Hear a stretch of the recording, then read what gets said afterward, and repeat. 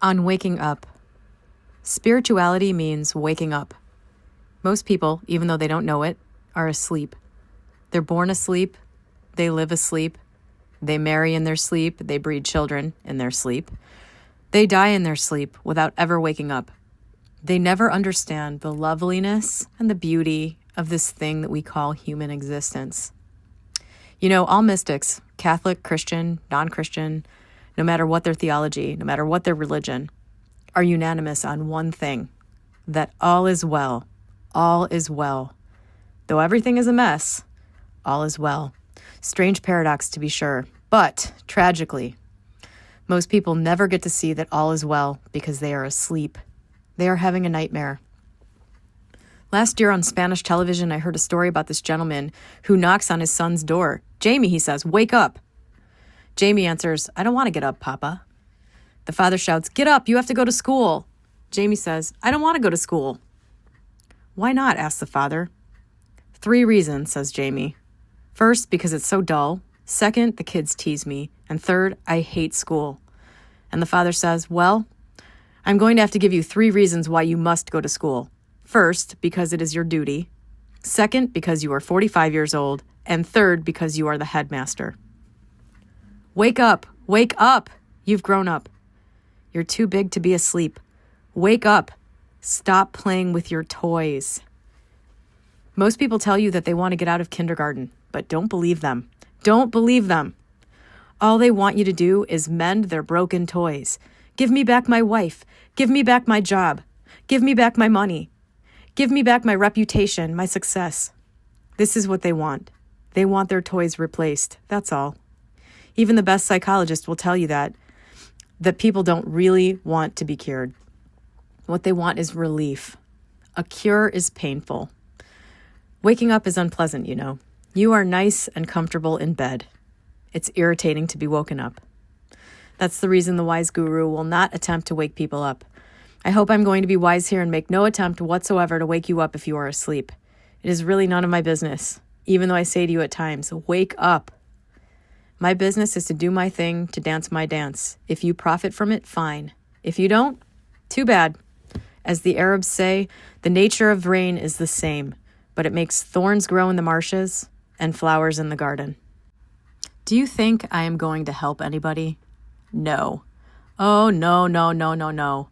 Don't expect me to be of help to anyone, nor do I expect to damage anyone. If you are damaged, you did it. And if you are helped, you did it. You really did. You think people help you? They don't. You think people support you? They don't. There was a woman in a therapy group I was conducting once. She was a religious sister. She said to me, I don't feel supported by my superior. So I said, what do you mean by that?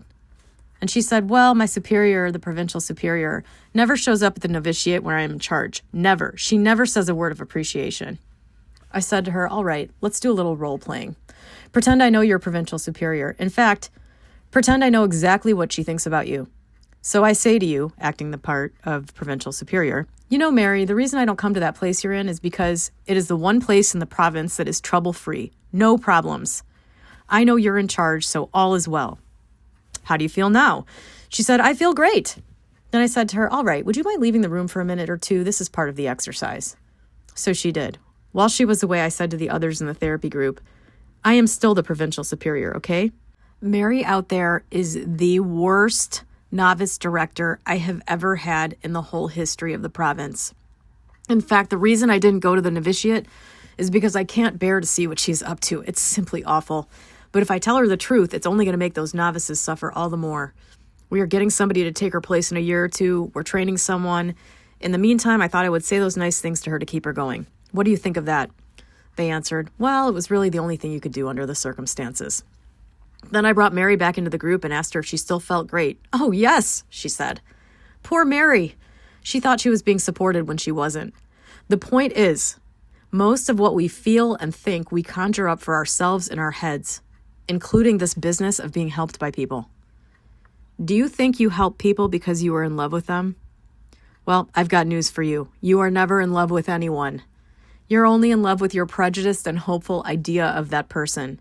Take a minute to think about that. You are never in love with anyone.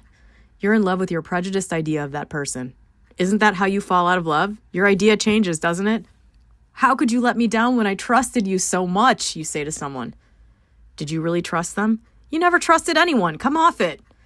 That's part of society's brainwashing. You never trust anyone. You only trust your judgment about that person. So what are you complaining about? The fact is, you don't like to say, my judgment was lousy.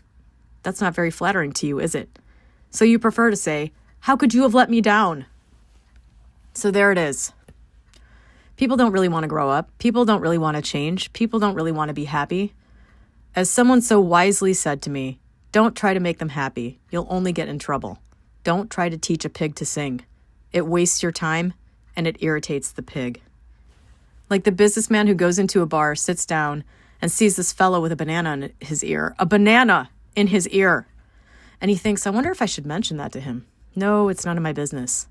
But the thought nags at him. So after having a drink or two, he says to the fellow, excuse me, you've got a banana in your ear. The fellow says, what? The businessman repeats, you've got a banana in your ear. Again, the fellow says, what was that? You've got a banana in your ear, the businessman shouts. Talk louder, the fellow says. I've got a banana in my ear. So it's useless. Give up, give up, give up, I say to myself. Say your thing and get out of here. If they profit, that's fine. If they don't, too bad. The first thing I want you to understand, if you really want to wake up, is that you don't want to wake up. The first step to waking up is to be honest enough to admit to yourself that you don't like it. You don't want to be happy. Want a little test? Let's try it. It will take you exactly 1 minute. You could close your eyes while you're doing it, or you could keep them open. It really doesn't matter.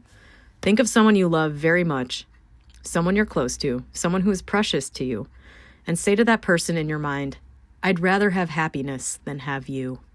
See what happens. I'd rather be happy than have you.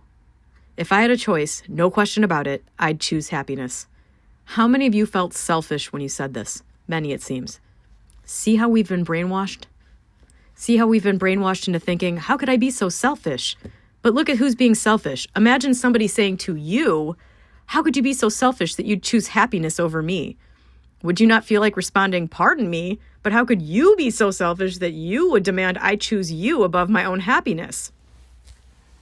A woman once told me that when she was a child, her Jesuit cousin gave a retreat in a Jesuit church in Milwaukee. He opened each conference with the words, the test of love is sacrifice, and the gauge of love is unselfishness. That's marvelous. I asked her, would you want me to love you at the cost of my happiness? Yes, she answered. Isn't that delightful? Wouldn't that be wonderful? She would love me at the cost of her happiness, and I would love her at the cost of my happiness. And so you've got two unhappy people, but long live love. I was saying that we don't want to be happy. We want other things. Or let's put it more accurately, we don't want to be unconditionally happy. I'm ready to be happy provided I have this and that and the other thing. But this is really to say to our friend or to our God or anyone, you are my happiness. If I don't get you, I refuse to be happy. It's so important to understand that. We cannot imagine being happy without those conditions. That's pretty accurate. We cannot conceive of being happy without them.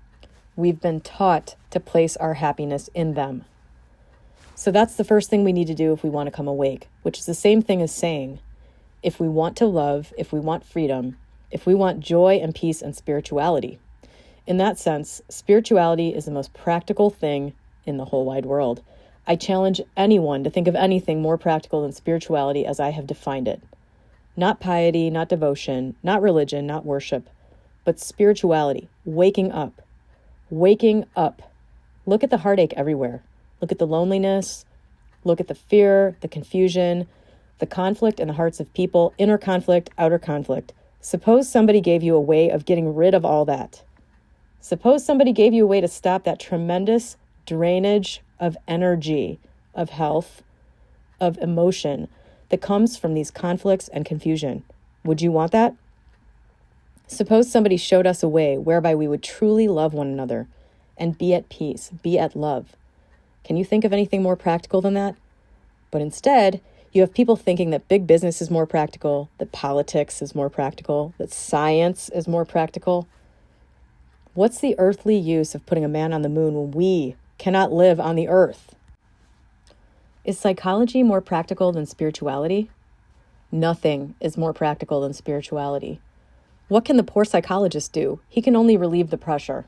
I'm a psychologist myself, and I practice psychotherapy, and I have this great conflict within me when I have to choose sometimes between psychology and spirituality. I wonder if that makes sense to anybody here. It didn't make sense to me for years. I'll explain. It didn't make sense for me for many years until I discovered suddenly that people have to suffer enough in a relationship so they get disillusioned with all relationships. Isn't that a terrible thing to think? They've got to suffer enough in a relationship before they wake up and say, I'm sick of it. There must be a better way of living than depending on another human being. And what was I doing as a psychotherapist? People were coming to me with their relationship problems, with their communication problems, etc. And sometimes what I did was a help. But sometimes, I'm sorry to say, it wasn't, because it kept people asleep. Maybe they should have suffered a little more. Maybe they ought to touch rock bottom and say, I'm sick of it all. It's only when you're sick of your sickness that you'll get out of it. Most people go to a psychiatrist or a psychologist to get relief. I repeat, to get relief, not to get out of it. There's the story of little Johnny, who they say was mentally retarded, but evidently he wasn't, as you'll learn from this story. Johnny goes to modeling class in his school for special children, and he gets his piece of putty, and he's modeling it. He takes a little lump of putty and goes into a corner of the room, and he's playing with it. The teacher comes up to him and says, Hi, Johnny. And Johnny says, Hi. And the teacher says, What's that you've got in your hand? And Johnny says, This is a lump of cow dung. The teacher asks, What are you making out of it? He says, I'm making a teacher. The teacher thought, little Johnny has regressed. So she calls out to the principal, who is passing by the door at that moment, and says, Johnny has regressed. So the principal goes up to Johnny and says, Hi, son. And Johnny says, Hi. And the principal says, What do you have in your hand? And he says, A lump of cow dung. What are you making out of it? And Johnny says, A principal. The principal thinks that this is a case for the school psychologist. Send for the psychologist. Now, the psychologist is a clever guy. He goes up and says hi, and Johnny says hi. And the psychologist says, I know what you've got in your hand. What? A lump of cow dung. And Johnny says, right. And I know what you're making of it. What? You're making a psychologist. Wrong. Not enough cow dung. And they called him mentally retarded. The poor psychologists. They're just doing a good job. They really are. There are times when psychotherapy is a tremendous help, because when you're on the verge of going insane, raving mad, you're about to become either a psychotic or a mystic. That's what the mystic is, the opposite of a lunatic. Do you know one sign you've woken up? It's when you're asking yourself, am I crazy or are all of them crazy? It really is, because we are crazy.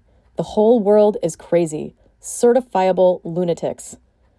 The only reason we're not locked up in an institution is that there are so many of us. So we're crazy. We're living on crazy ideas about love, about relationships, about happiness, about joy, about everything.